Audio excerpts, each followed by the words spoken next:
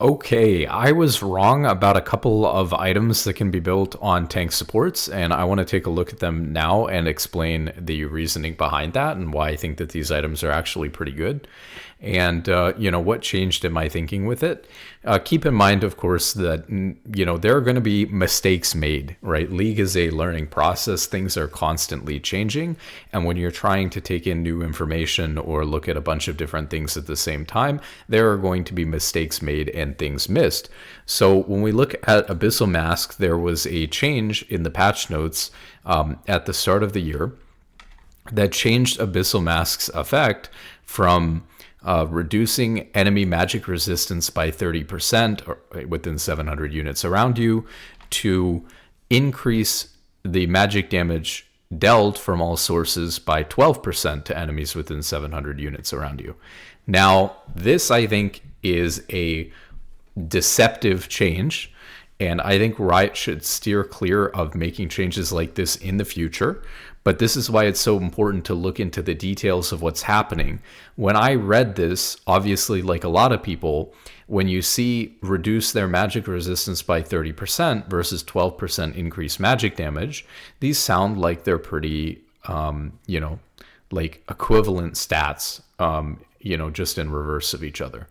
But in reality, you'd be quite surprised at what the numbers show about this item.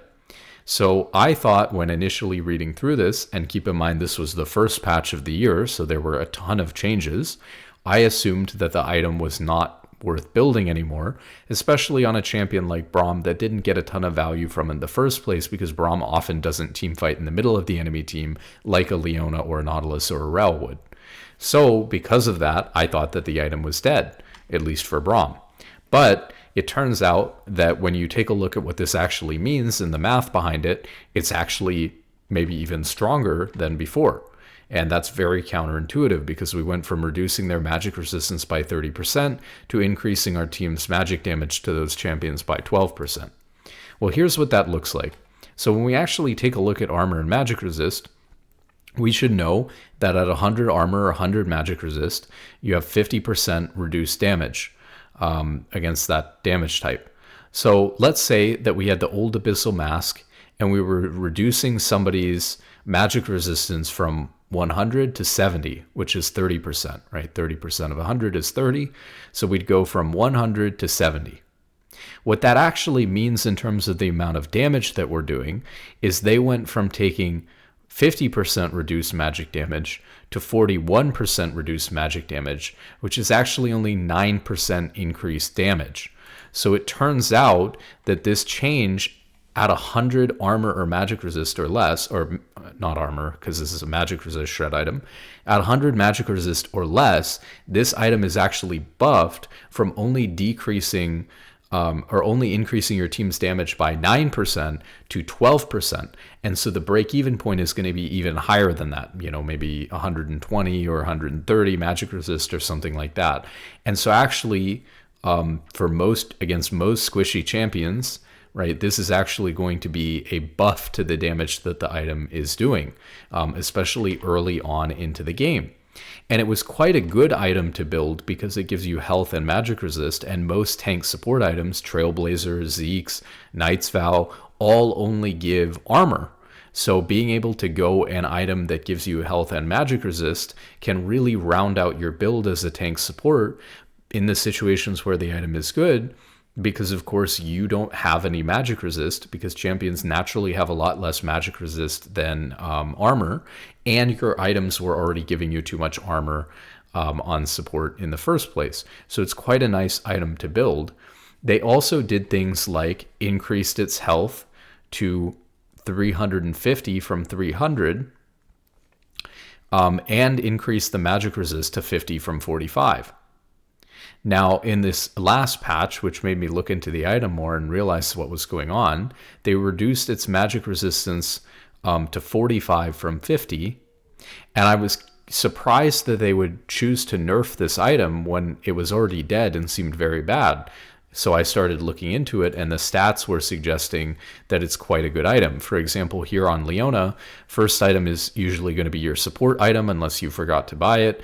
And then your second item is almost always going to be like Locket. There's definitely an argument for Heartsteel, but that's a topic for another time. And then item 3, look at the win rate that Abyssal Mask has. It's 59%. It's better than literally every other item that's listed here in terms of win rate, except Unending Despair, although we're looking at the last 30 days, so Unending Despair has been nerfed since then.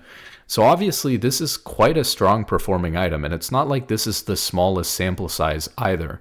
This is like 2,000 games. So obviously, items that are built more often than this are potentially going to have a lower win rate. So I'm not saying it's the best item just because it has a higher win rate, but it obviously has a pretty decent win rate. Same thing, even if we look at a champion like Braum, that's even less in the fight, and maybe applying it even worse than a Leona or Rel or Nautilus like we talked about, or an Alistar or something like that.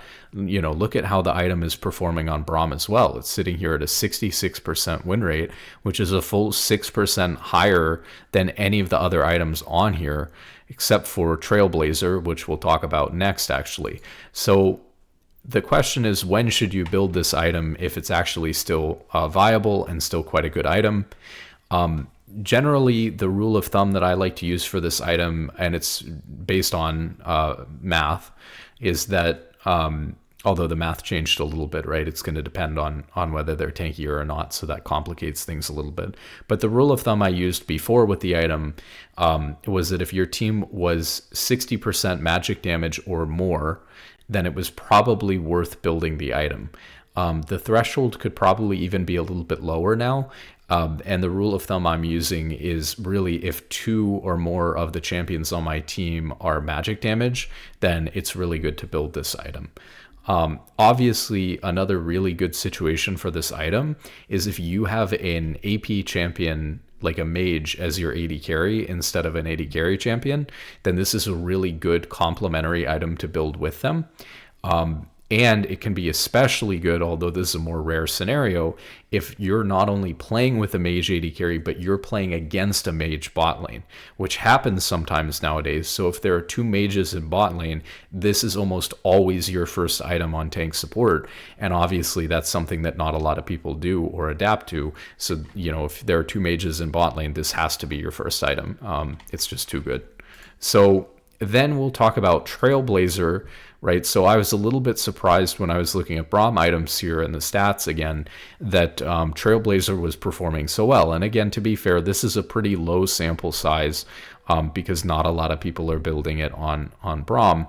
But obviously it's an item that I pegged as pretty bad when it came out, and not a lot of changes have been made to it, but we'll take a look.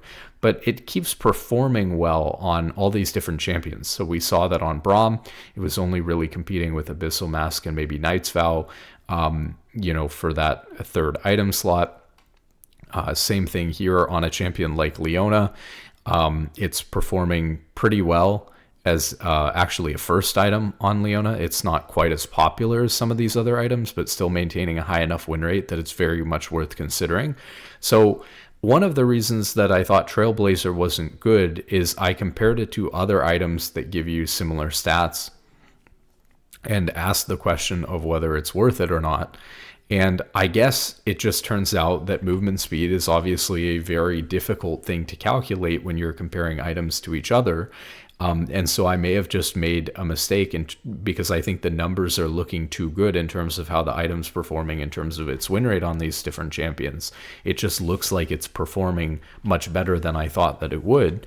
And so that's probably because the movement speed that it's giving is just such a high value that despite the rest of the stats on paper not holding up to other items, it seems to be doing quite well. So for example, I compared Trailblazer to Dead Man's Plate, and when I compared it to Dead Man's Plate, we can see that Dead Man's Plate also gives you 4% movement speed, but it gives you 350 health instead, which in some ways you obviously would prefer on support because you really need a lot of HP early to be stat efficient as a tank.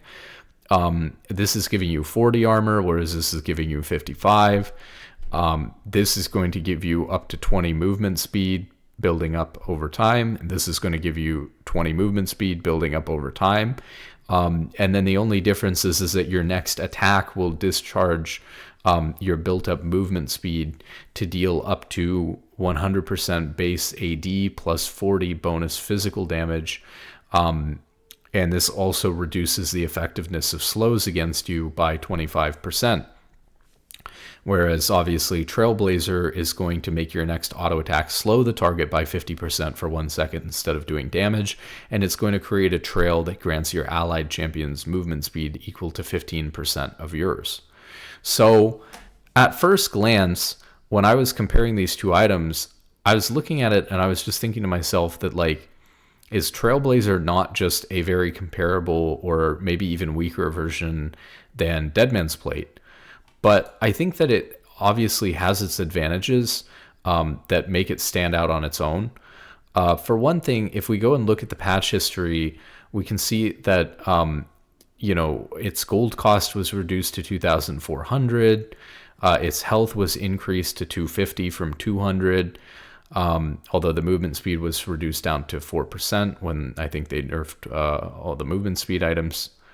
But honestly, like, it's not as bad as I guess I thought, especially when you consider that, and I don't know if there have been changes to Deadman's Plate, but it just seems like Deadman's Plate, being 500 gold more expensive, like, sure, you get an extra 100 health, and you get an extra 15 armor, but is that worth 500 gold, especially when you can get that extra 100 health or 15 armor from building into another new item?